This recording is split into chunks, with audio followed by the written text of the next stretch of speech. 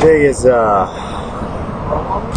Tuesday, I believe it is, and we are standing here at the corner of Main and 2nd Avenue.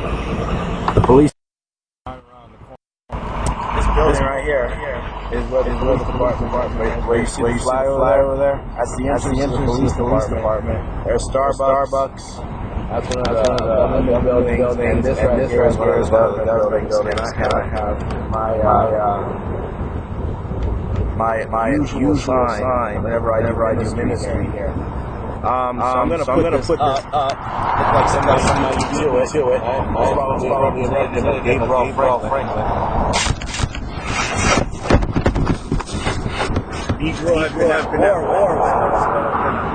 This is becoming like yeah. I'm gonna see if we reach message here for a little bit, and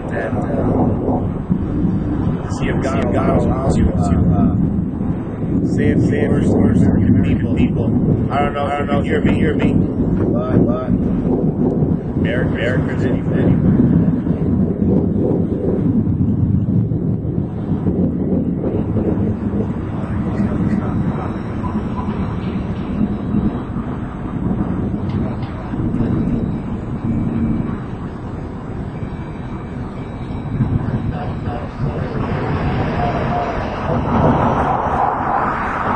Reaching.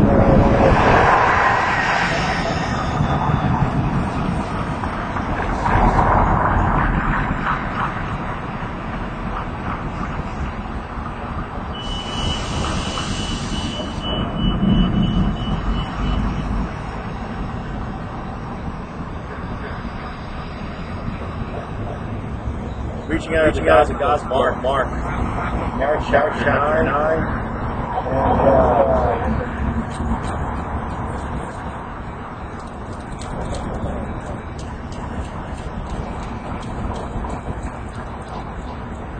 Beginning at verse 22, verse 50. See if I can get something through the American people. So there's nothing.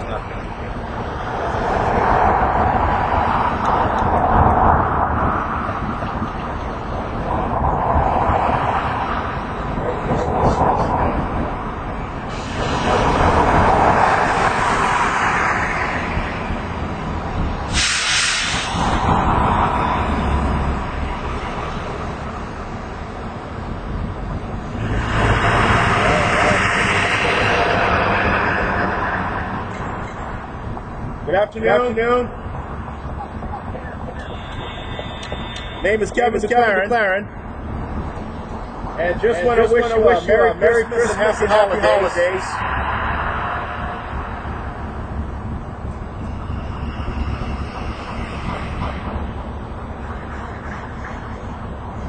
This time of year is one of the busiest times of year for Americans.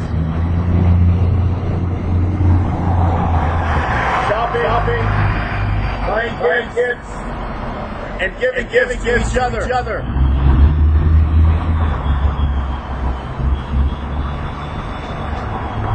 Around this time, Christians are usually collecting gifts in churches to give to the poor, to send to countries,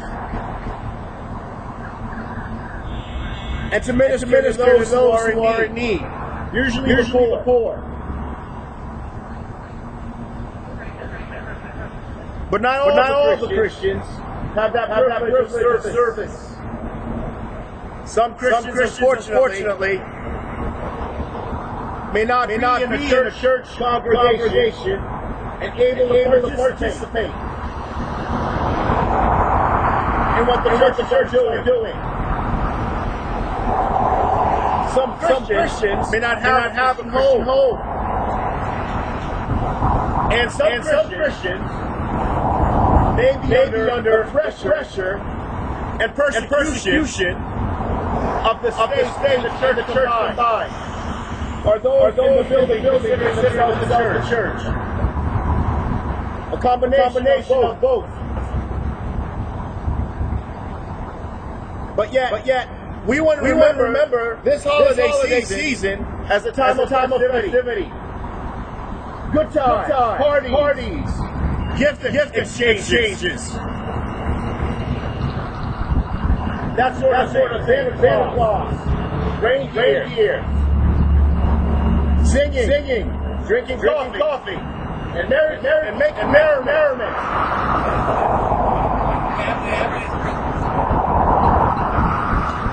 We look forward to the 25th of December, and sometimes I think all of these preparations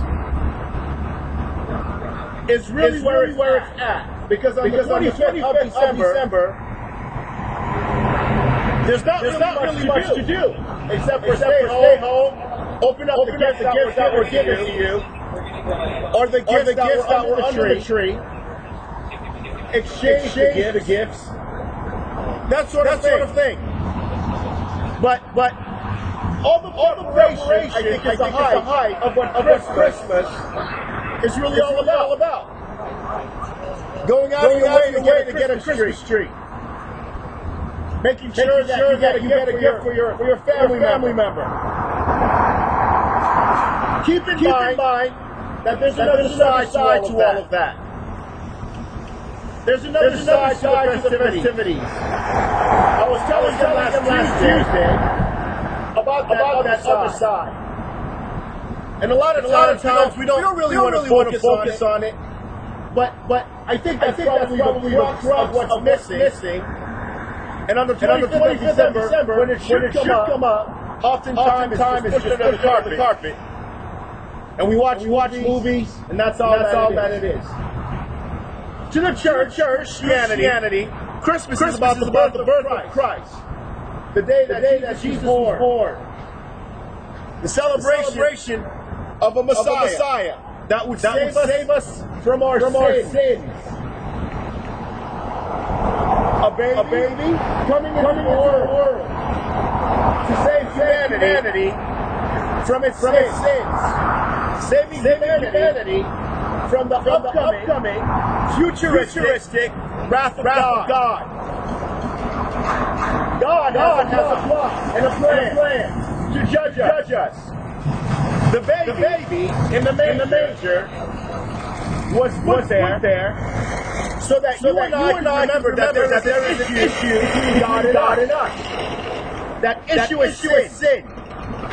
The baby is sent in advance to prepare us for what God is about to do to us and against us at some future time. The baby is there and is celebrated as the upcoming Messiah. Praise God. God sends us a deliverer from the wrath of God. A deliverer from the judgment that is coming. A deliverer that's going to prevent us from getting or taking that hit. We can't handle the hit. And it's not a hit against our bodies. It's a hit against our souls. It's a hit against our spirits. It's a hit against who we are as sinners. Sinners in the hands of an angry God. As Jonathan Edwards preached that message hundreds of years ago. So God in His wisdom made the decision to send the person of the Trinity to come to bring us a message. The message is Himself. That's why that sign says Jesus is the gospel message of life. You all know that message. But it requires faith to believe the message, to receive the message, to lift up the message, and to allow it to enter into your heart, your mind, your soul, your life, and to transform you to becoming what the Bible calls a born-again Christian. We all have problems in our society.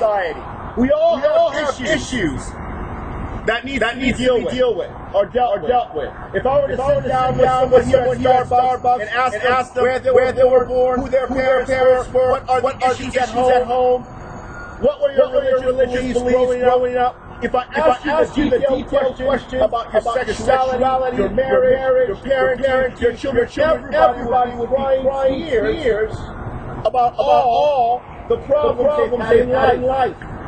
Because life is painful. Because of the curse of the law. Because of the curse that God has pronounced on you and I for sins that were committed by our parents, Adam and Eve. Here we are in the 21st century. We're celebrating the birth of Messiah, the coming King. It happened years ago, but the message continues to be passed on from generation to all men. That Jesus Christ is Lord, glory of God the Father. Now you all know the message because you've all seen the movies. You've all seen the crucifixion. You know that his blood cleanses all sin. But what is it that's keeping us back from embracing this message, receiving this message, accepting this message, and allowing it to be part of our American life? We have heard this message so much that you know what we've done?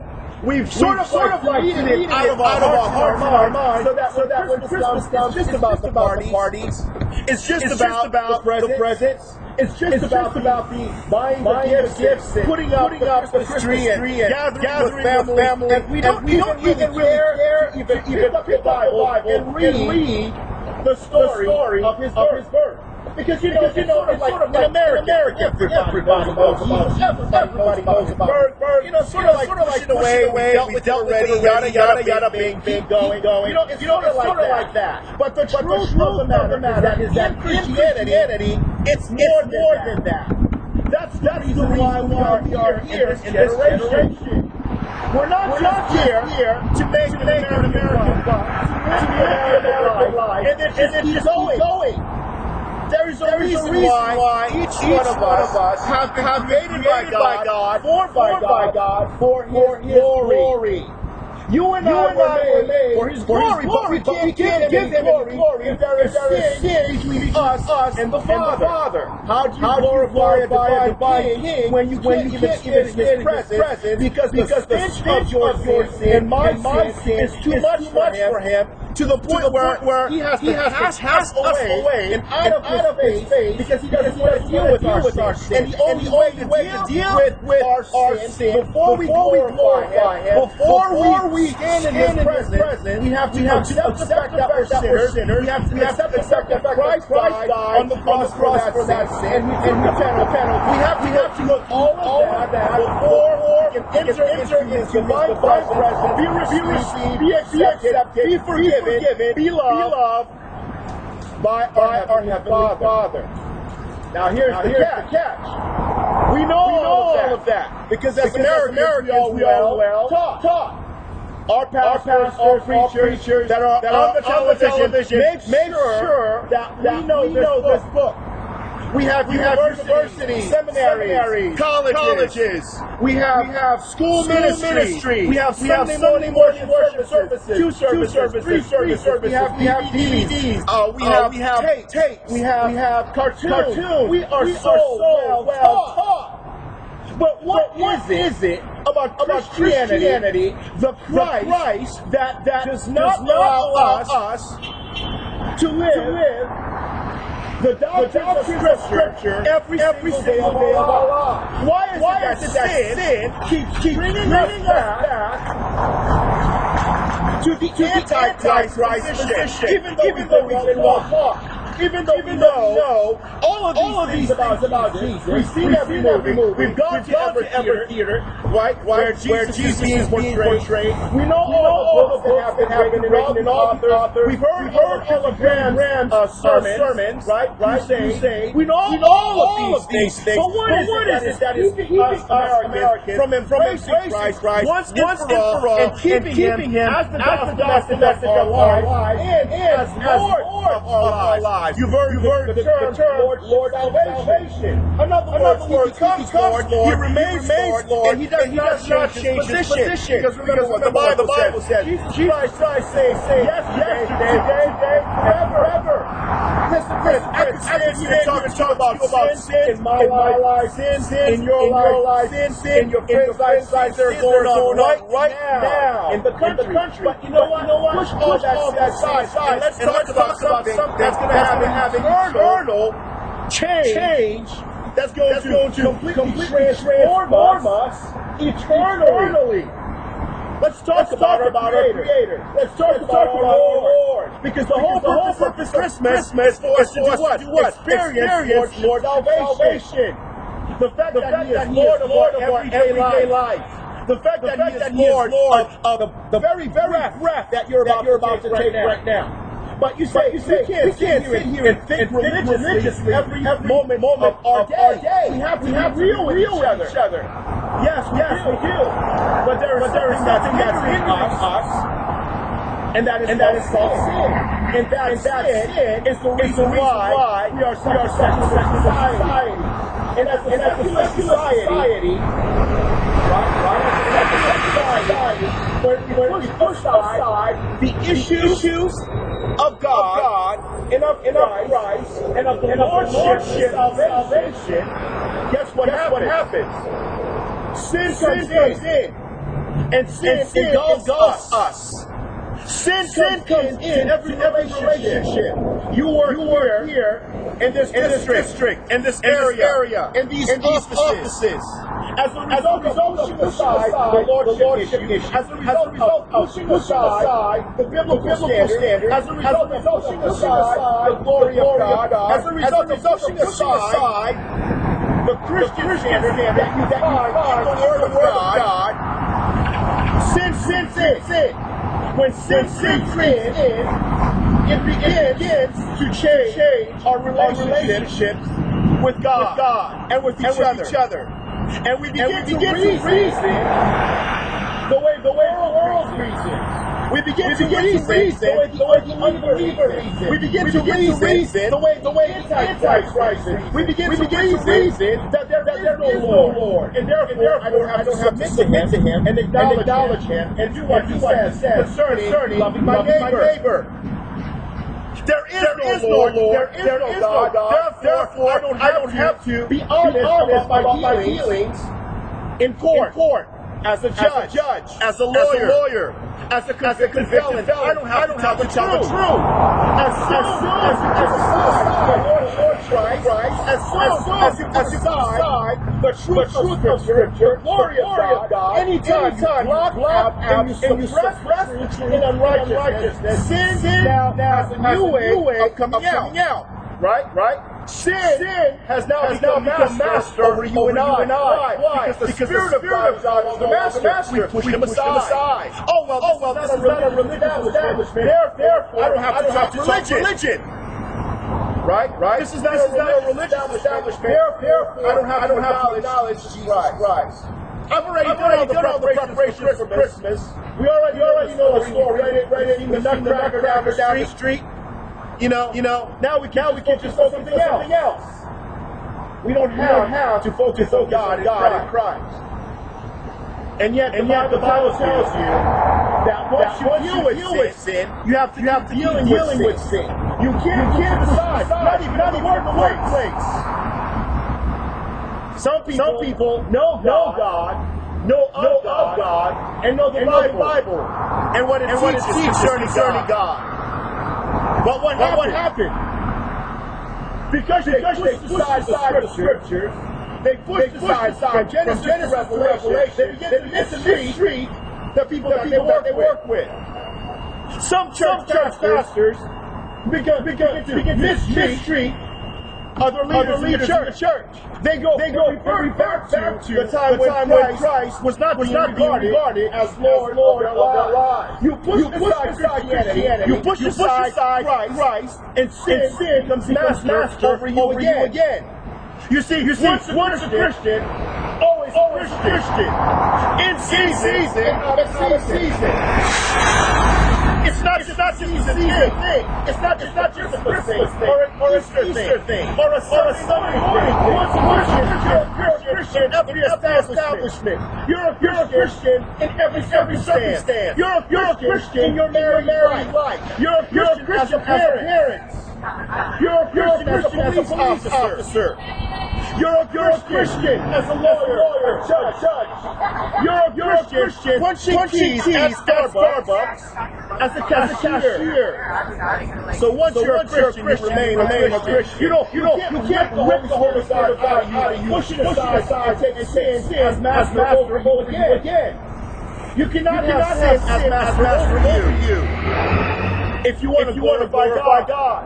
If you really want to celebrate Christmas.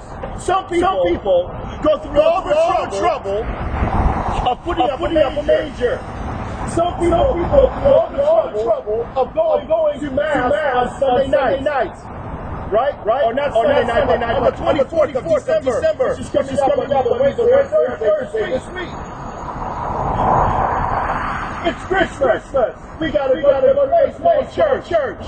It's Christmas. We gotta go to religion. But God is not religion. He's the source of our life. He's the reason why we're here. He's the reason why we exist. As soon as you put away the Christ and His lordship, you begin to fire against one another. You begin to backbite each other. You begin to cheat on your husband. Why? You begin to cheat on your husband. As soon as you put away God and Christ, you begin to do the thing of the flesh. The flesh over sin that is in the heart and in the flesh takes over. And you no longer want to celebrate Christmas. The birth of the Messiah. Because to welcome the birth of the Messiah is to do what? Is to extinguish sin, reign in your heart, in your mind, in your life. When you praise Christmas, you're extinguishing sin, reign. Do you want to extinguish sin's reign? And take Christ's reign instead? Because sin's reign will lead you to hell. Sin's reign will lead you to death. Sin's reign will lead you to damnation. Whatever your sin may be. Whether it be fornication, whether it be homosexuality, whether it be killing, conspiring, whether it be manipulating someone's life to become something that they never intended to become, whether it's taking control of someone to the point where they become your slave, whether it's taking over a country, a nation, and turning them into your property and your slave, having your back pocket as if whatever your sin may be, and I don't want to know what sin is, but whatever your sin may be, sin's reign will lead you to destruction. Sin's reign, sin that is in your heart. And you may say, well, I'm not a sinner, I'm a good guy. I'm a good person. I do good to others. I'm a police officer. I wake up in the morning. I have my coffee. I get my newspaper. I get my donut, and I go here and buy my Starbucks coffee. I sit behind the desk. I take the calls. Or I get in my son's vehicle with my partner, and we order the and yada, and we all day long. If we have to arrest, we make an arrest. But let me tell you something. During that hour period, you've got two that is also asking for your attention. God and His lordship, and sin and the devil, sin and the devil. That was lead you to hell slaves. That was lead you to hell slaves. You've got two that is asking for your attention during the course of that 8-hour period. You're either going to do one or the other. You're either going to obey sin. It's lust that is in your heart, your mind, your soul as a sinner, or you're going to extinguish sin and allow God's Spirit to come forth and do a godly 8-hour shift. And during that godly 8-hour shift, you would be surprised. You may not even mention the name of Jesus once, but in your character and how you deal with people and how you deal with other workers, it will show. It will show. You don't necessarily have to say God or Jesus or quote a Bible verse in order for the people to know, hey, there's something about that police officer. There's something about that Starbucks worker. There's something about that bus driver that security officer. There's something different about those people. They didn't ask to submit. They didn't ask me to come down. They didn't ask me for money. They didn't ask me to. Wait a minute. That's unusual. We're Americans. We're all out, aren't we? I'm out. They're out. They haven't asked me to sin. But there's something about the spirit is different, right? Their demeanor is different. They were honest about that report. They didn't lie because it was a black guy that made the report. They didn't discriminate. They were racist. They told the truth. Whoa! Where did this officer come from? An honest, upstanding American citizen.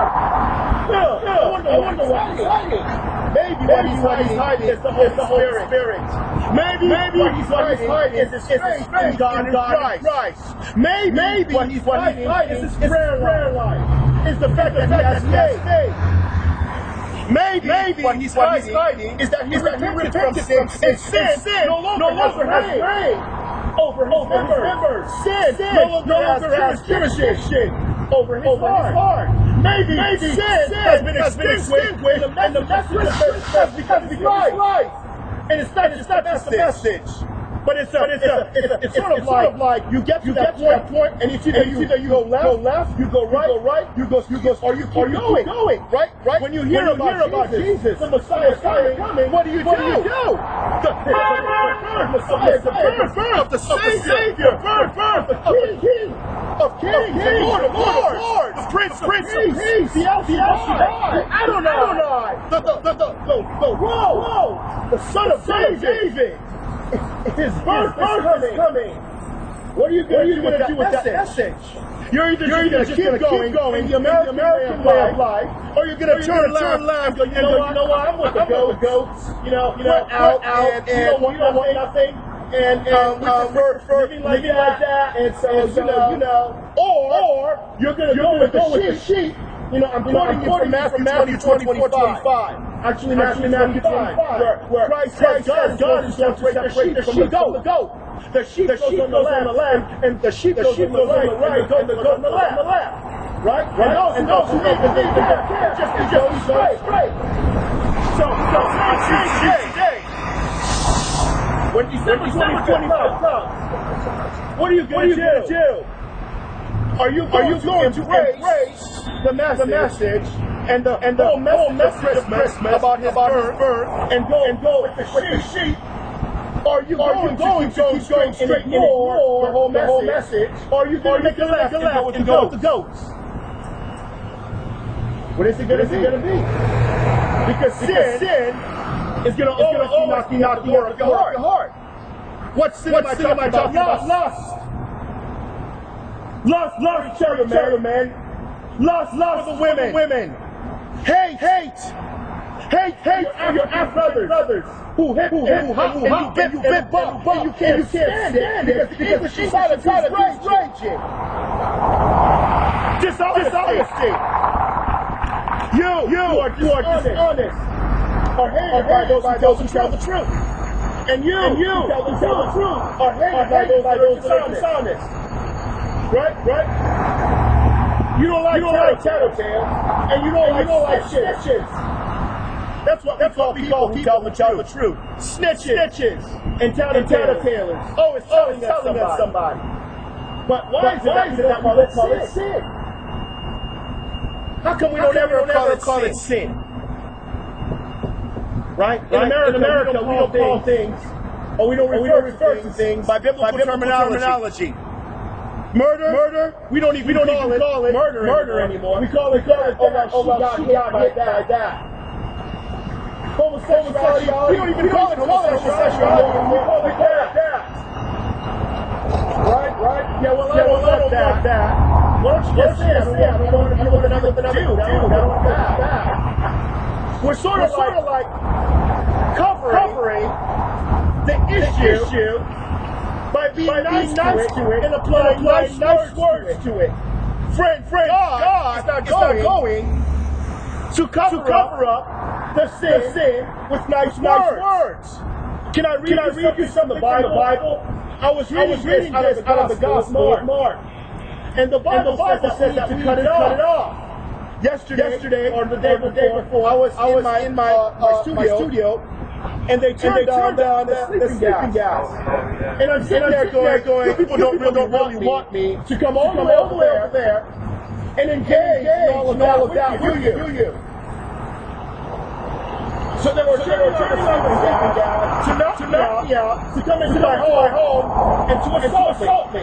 They usually come in once a night, every night, and they'll assault me, they'll chop off my hair, give me a shot, and under my foot, molest here and there, take sex, run in one ear or the other, leave me hurt, I got it right in his floor.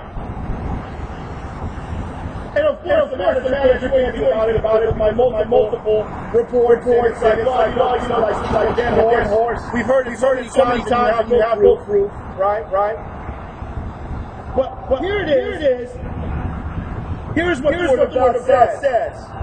Whoever causes one of these little ones who believe in me to stumble, it would be better for him if a millstone were hung around his neck. And you were thrown into the sea.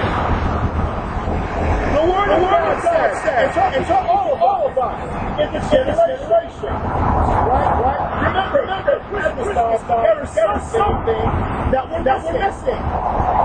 It's not just here's the message, here's the movie, but we go to embrace it when it's our turn to make that decision. Are we going to make it part of our lives when it comes to making that decision? Are we going to go in the way of the gospel? What's the purpose of this preparation? What's the purpose of calling it Christmas, right, Mass Day, if we're not going to embrace Christ? What is the purpose? If we're just going to keep living in sin, right? And sometimes we go as far as not just living in sin, but doing what? Bringing others into sin with us, or finding where they're at, and trying to sin, or making them sin, or wait till they go to sleep at night and take from them. I was watching a movie not too long ago where a woman was asleep, and the men were coming out of her room and raping her. She had no idea that a business had begun and that they were taking steps from her. She killed the man when she woke up and figured out what he was doing. Imagine sleeping and someone doing that to your body every night, making money off of your body every night. That is disgusting. I saw it in the movie, but what's worse is that it's in my life. But we're going to put that aside for now. But we're talking about sin. And the warning that she gives is what? Do not cause one of these little ones to stumble. Do not cause one of my children to stumble. You can decide that's the gospel, but when you go after those who believe in me, and you go after those who have put their faith in me, those who made the decision turn right instead of turning left and go after that sin, right? Instead of going after that sin, but decided not to go straight and ignoring the message, but decided to make a decision for Christ, join the sheep, and make that turn. Jesus said it would be better if a millstone were hung around that person's neck who causes one of my little ones to stumble and be thrown in a ravine. Are you causing these little ones to stumble this Christmas? Are you causing others who may have an opportunity for salvation and to go in the right direction and to enter the church of God? Are you causing them to stumble? Think about it. That's the warning of Scripture.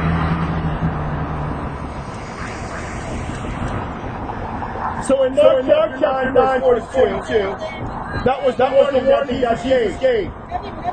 In verse 3, he says this: If your hand causes you to sin, cut it off. It is better for you to enter into life maimed, rather than having two hands to go to hell, into the fire that shall never be quenched.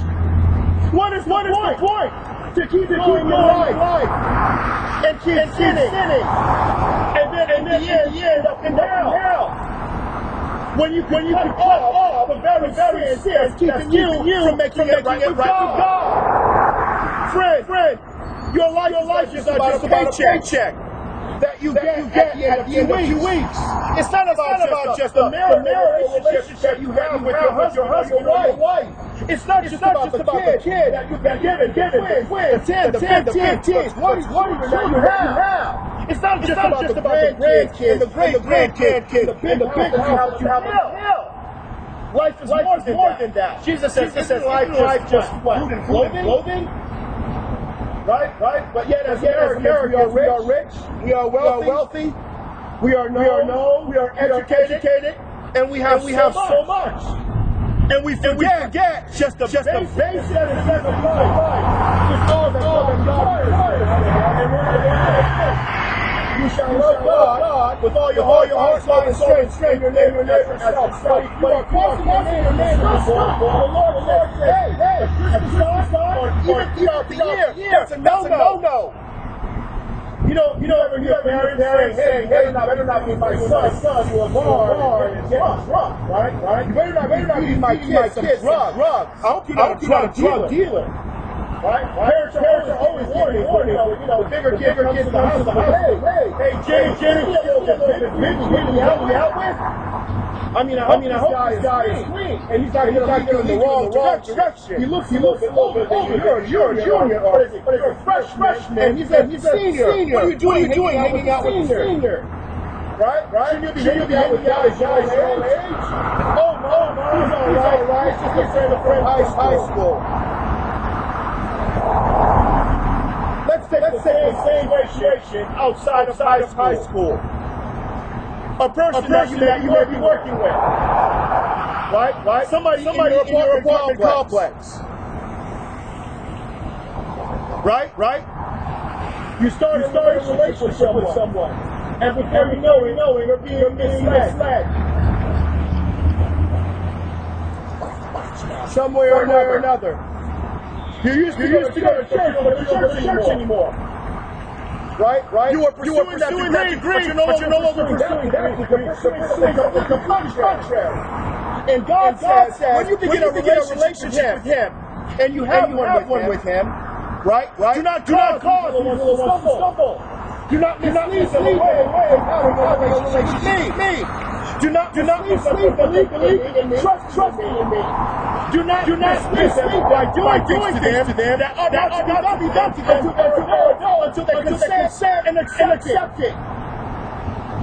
Do not bring them to shame when they're underage.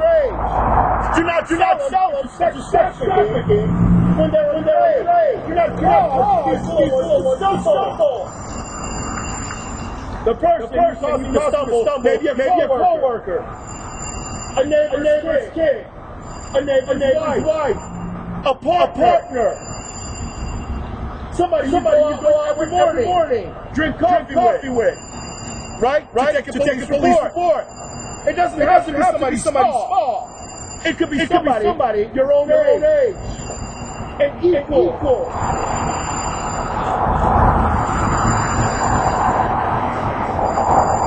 So Jesus says, it's better if you cut that person off. Sometimes children take our parents, and they know that daddy's a drunkard, right? A drunkard.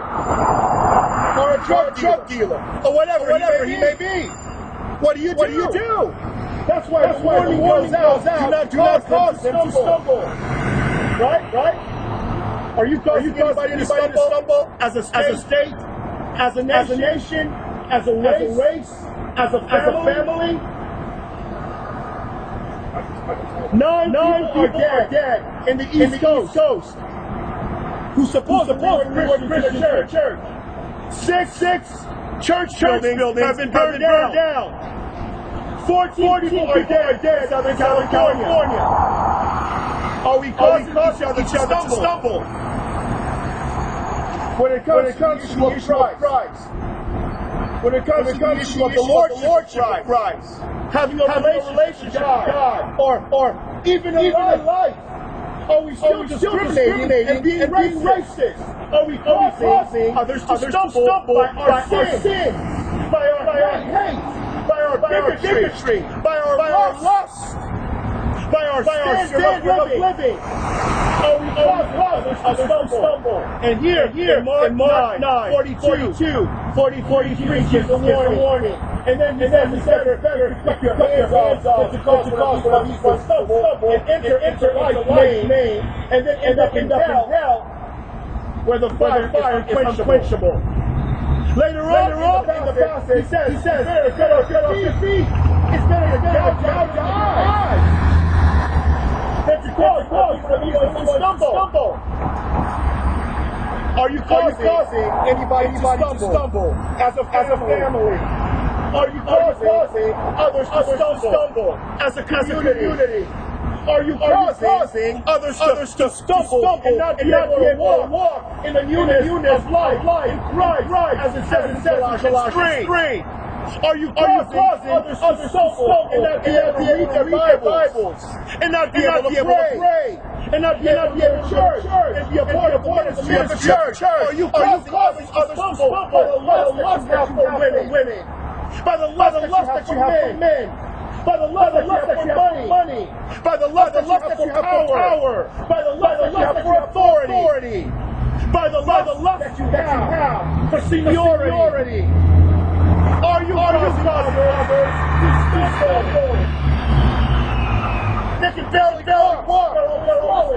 This guy never stopped going to the corner store. Right?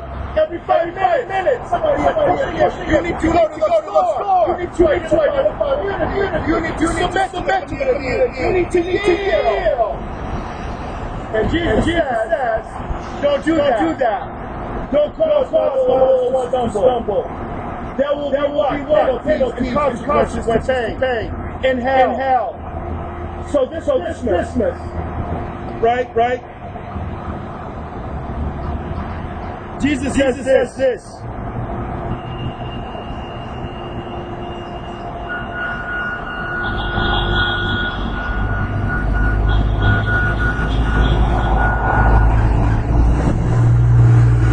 I'm going to skip down to verse 49. He says, for everyone will be seasoned with fire, and every sacrifice will be seasoned with salt. Salt is good, but if the salt loses its flavor, how will you season? How will you season it? Have salt in yourselves, and have peace with one another. Salt is a preservative. Used on food. Used on meat, so it doesn't get rotten. Right? So it doesn't get rotten. So it doesn't get bad. And Jesus says to the disciples, you are the salt of the earth. And as salt of the earth, it is the job of the saint to season the world, God's gospel. But how is the saint to season the God's gospel when he's cursing you out? How is the saint going to season you with the faith when he's over here trying to gun to shoot you? How is the saint going to season you with the truth of Scripture, faith in Christ, and the love of God, when he's constantly walking around? He doesn't know who's going to hit him, and he doesn't know who he's fighting, But the gays are out, the man is after him. Next community, his own family won't let him keep his pants on, her pants on. The children going corrupt in their hearts toward God. And the Bible says, do not cause these little ones to stumble at Christmas. I don't know who you are or why God wanted you to hear this message. But the message stands. And the Lord implores you. Make it right Christmas. If somebody causes you to stumble, pray for their soul and get it right with God. If somebody is causing you to stumble, you might have to confess them. Or you might have to call authority and say, hey, this guy is going to stumble. Earlier this morning, I had to make a call. I had to call the office of Labor Ready and talk about my manager and say, hey, I don't understand this guy. Something is not right in my relationship with him. Every time I go to work, I feel like I'm in a combat zone. There's no peace. He's sending me to the wrong addresses. He's kissed me once. Everywhere he sends me, those people seem to be against me. Hit me twice. I don't understand. And as a Christian, I'm sitting there cussing them out because I'm so pissed off at the fact that they're doing this. Why is it that these people can't stumble? Stop causing me to stumble. I don't want to say he's nasty to you. I understand that God is sovereign over the fact that you have taken over the land. It is yours because He gave it to you. Even at the cost of bloodshed. But don't cause me to stumble by bringing up these things and saying rotten things to your face. It is a difficult thing. It is not a position of God. God is a kind God. God is a loving God. God does not want us Christians to be spewing out that kind of theology where we're cursing even the unbelievers in their faces. How are we going to season you as an unbelieving world when there is nothing but wickedness coming out of our mouth, out of our hearts, and out of our actions? If you see me in the corner store, it's because I can what? Cause stumble. If you see me doing things that I'm not supposed to be doing because I've been what? Cause to stumble. And so God says to you this Christmas, do not engage in sin, but while you're at it, do not cause these little ones to stumble. You understand? For whatever reason, don't cause others to go in that direction. So you criticize them. So you can cut them down. So you can have something against them. Don't go into the background and take the background with the community to manipulate them, to control their computers, to control their bank accounts. Don't go into their home and leave subliminal messages. Rip her dress here, hold shoes. Break her high heels, rip her panties, put flour and sugar together. In other words, don't cause your neighbor to stumble in his house or outside of his house. At work, or even in the community. Do not cause your neighbor to stumble. This is what God is saying here in Mark chapter 9, verses 42 through 50. If you read the whole gospel, or if you read the entire chapter in Mark, it begins with the transfiguration. You see, the same way Jesus transfigured at the beginning of Mark, it's the same way He wants to be transformed. We can't be transformed unless we embrace Christ. We can't be transformed if we keep rejecting the gospel. We can't be transformed as a community. We present the gospel, but yet we reject the gospel, or we suppress the power of the gospel to transform our lives, and now the Holy Spirit to come in and resident in us. So the same way Christ transformed the matter of transfiguration, so God wants us to be what? Transformed.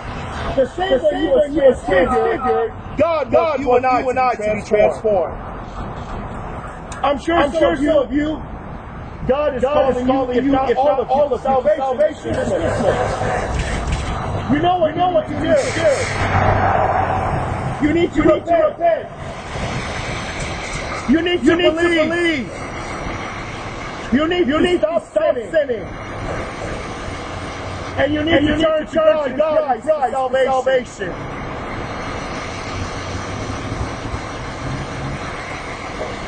And that salvation, you need to be sanctified and set apart.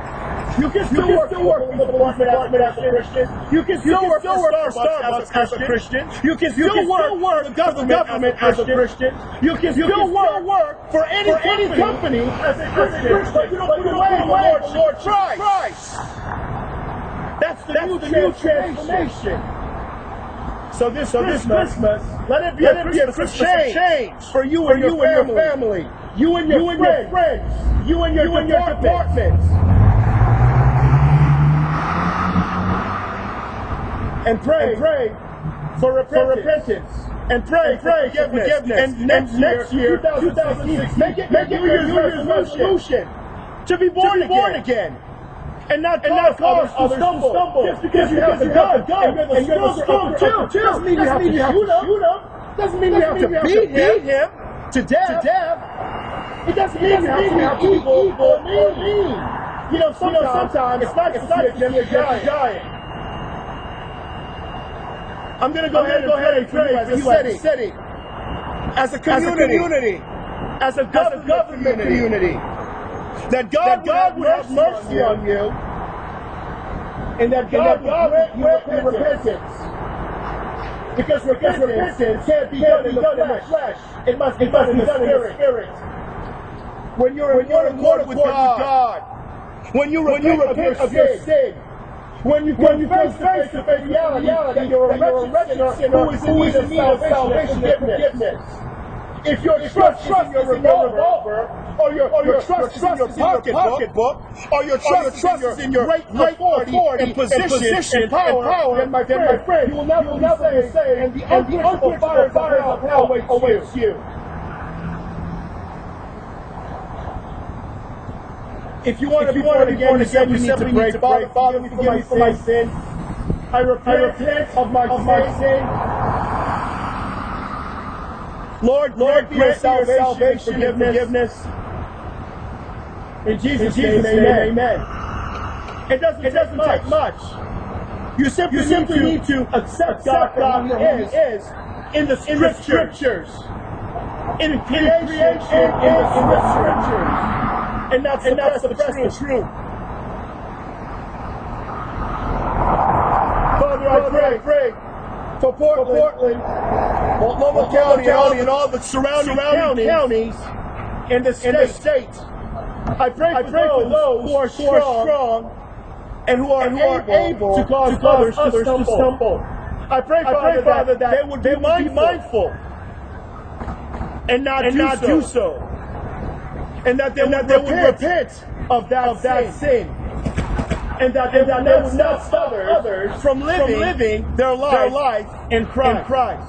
I pray for the repentance of leaders who cause others to stumble. Government officials who cause others to stumble. I pray, Father, that they would make the right decisions, and that in 2016 they enter with a new heart. A new agenda, a divine agenda, a new life, a new spirit, your Holy Spirit. I pray, Lord, that when they hear the word Christmas, that they will embrace the price of Christmas. Not only the message, but the person himself, and be transformed by the renewing power of their mind. And allow the Spirit to come in and take residence in them.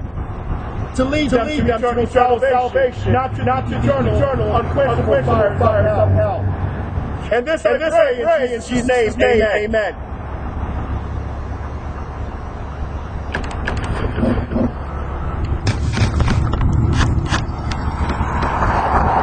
Well, that was a message.